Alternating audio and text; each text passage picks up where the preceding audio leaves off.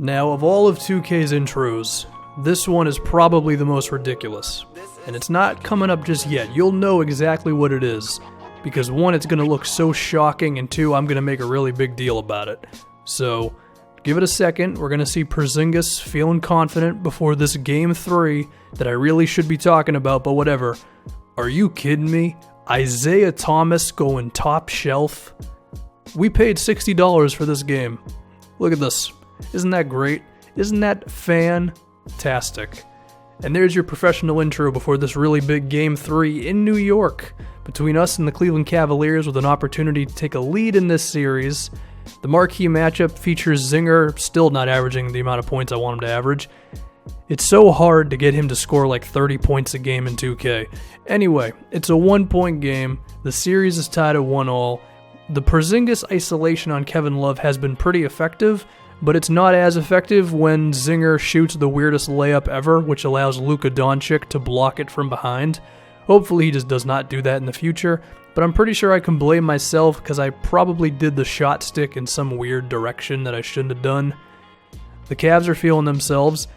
This is on Hall of Fame. I officially just went to Hall of Fame because trying to do Superstar and give the CPU a big advantage with the sliders, it didn't work out. The CPU kept on sucking, so eventually I was like, I'm tired of winning games easily, so let's just bump the overall difficulty up and hopefully it'll be a thing. Also, you'd think that running a screen and roll against LeBron and Tristan Thompson would not be a good idea, but it actually worked out well. Later on, I realized that the matchup to go to is just Frank and Porzingis screens, because it's against Isaiah Thomas and Kevin Love, and as you'd imagine, two bad defenders in pick and rolls is a thing. Or I'm just lying to you because I go right back to LeBron, or I go at LeBron and Thompson once again, and it's effective, so don't believe anything I'm telling you, apparently. Shout out to Isaiah Thomas. I think I gave him a shout out before, but for still being good or something in the last Knicks video. I don't remember what happens in these videos. Kevin Love's open. Zinger able to have the initial trap on Isaiah and then come back over to Kevin Love. And Cleveland has about 5 seconds to improvise something. We're going to have Ayton step up on Isaiah Thomas, and that is a hell of a shot. And you know what? I'm not even mad at that one because Isaiah Thomas can do that in real life. There are times when he'll have a defender on him and he's able to beat him anyway. I was hesitant ultimately about that Porzingis three-pointer. Luckily it didn't turn into a turnover because sometimes those can get pretty bad in 2K when you do those jump passes. But you left Porzingis wide open at mid-range and you don't want to do that, Cleveland.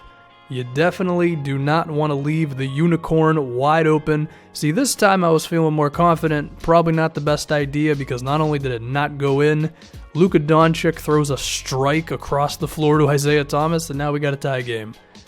So maybe I won't take the transition three-pointer at the beginning of the shot clock with Porzingis anymore. Even though I probably will do it again anyway, just because, I mean, it looks cool, and when stuff looks cool, it makes up for it, right? That's not true at all. Don't listen to me. No defense at all by Cleveland. See, that's what you get when you go at Isaiah Thomas and Kevin Love with Ntilikina and Porzingis. Is pretty much any outcome, whether it's a switch or whatever, it's pretty much a good thing. Tristan Thompson shooting a couple of free throws. These are big, man. I'm surprised that he was the one who ended up shooting the ball in this situation. He makes the first. Good for him. Second one, I mean, this is the big one. Well, they're both big. So don't listen to me once again. And he misses. Thank you very much, Tristan. And so now it's a matter of just don't screw anything up. Don't pull a Los Angeles Clippers every time they make the playoffs with Chris Paul. And we kind of screwed it up right there. Also, I apologize for the shot on CP3, because I'm usually the one defending Chris Paul when people throw criticism at him. But whatever, I thought of a joke, and there we go. Dorian Finney-Smith is in the game to have him defend LeBron. Of course, he wouldn't be in there all the time because he doesn't give us as much on offense. But for one possession, hey, why not? He's probably our best defender for LeBron James, I guess. He's 6'8", 220. And that was the most awkward play ever. LeBron alley-ooping it up to Isaiah Thomas, and it actually worked. DeAndre Ayton just kind of stared at that thing like it was the eclipse in the sky. Although you don't actually stare at the eclipse because this video is something else right now, man. Ferguson's in there because I need another shooter. Speaking of shooters, I think you have a decent idea of who's going to take this thing.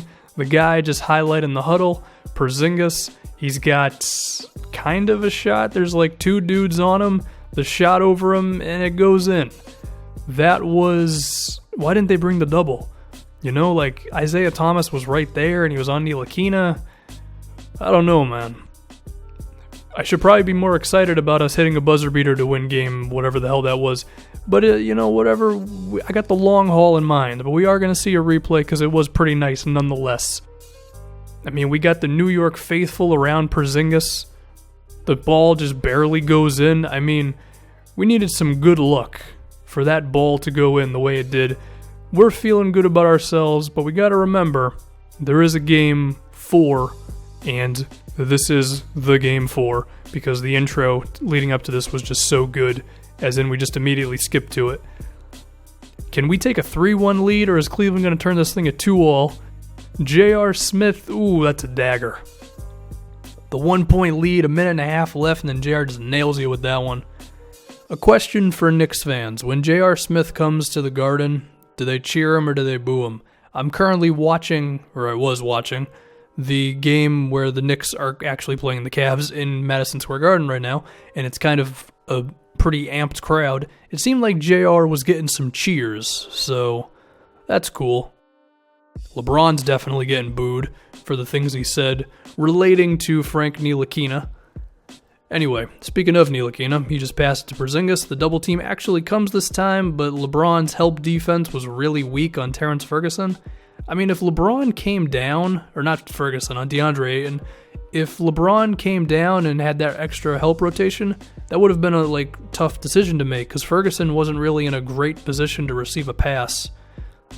I just hope 2K adds more detail to the defense for the CPU in years moving forward. That was a hell of a play by Tyronn Lue, getting LeBron an open jumper. Some interesting plays that Cleveland's run out of timeouts. You know, you got Isaiah Thomas catching alley-oops, LeBron getting an open jumper. If it's going in, I mean, you can't complain too much, right? So this play is designed for either an open shooter, or if that's not open, you get it to Porzingis on the post-up. And DeAndre, and he ran all the way across the paint, with which that allowed Tristan Thompson to contest his shot, which is not ideal, and that took way too long to foul. Number 1, because I was a little bit asleep, but number 2, because when you have manual late-game fouling on, your guys take a little too long to actually foul. Like the act of pressing the whatever the hell the button is now on Xbox, and then them actually fouling, it takes a little bit there, and I eventually turned it to auto. Anyway, I would like a quick 2-pointer, but too much time's gone off the clock, so at this point I have to hoist up a 3. And because Isaiah Thomas is 12 feet shorter than Porzingis, we get a 3-pointer out of it. 4 seconds left. You're going to see what I mean again with the fouling. Too long, man. 2.5 seconds went off the clock there? So then I say, all right. The reason I have that on manual is sometimes I like to double team late rather than just foul immediately, try to get a turnover. But, I guess that's the risk if you decide to do manual. LeBron going to make both of these. He already missed the first, so that's cool. I think it's safe to say LeBron's free throw shooting, it might never really go to that next level. He's just in his head too much, So many times he changes his free throw preparation thing. Too many dribbles, too many spin things with his hand, whatever. I got to set up the moment. Porzingis, I need you to shoot a 3-pointer, because that's just what I'm going to go with, and it doesn't happen. The reason you shoot a 3 there is because the math is just more in your favor. It's make a 3 and win the game, or make a 2, go to overtime, and then win the game. You know what I mean? You'd rather just shoot the 3-pointer and leave it up to there. Plus, with 1.7 seconds left, it'd be really difficult to get a good shot within the 3-point line. Anyway, it's a 2-all series going back to Cleveland. Hey, we got a challenge, man. I'll take it, seriously.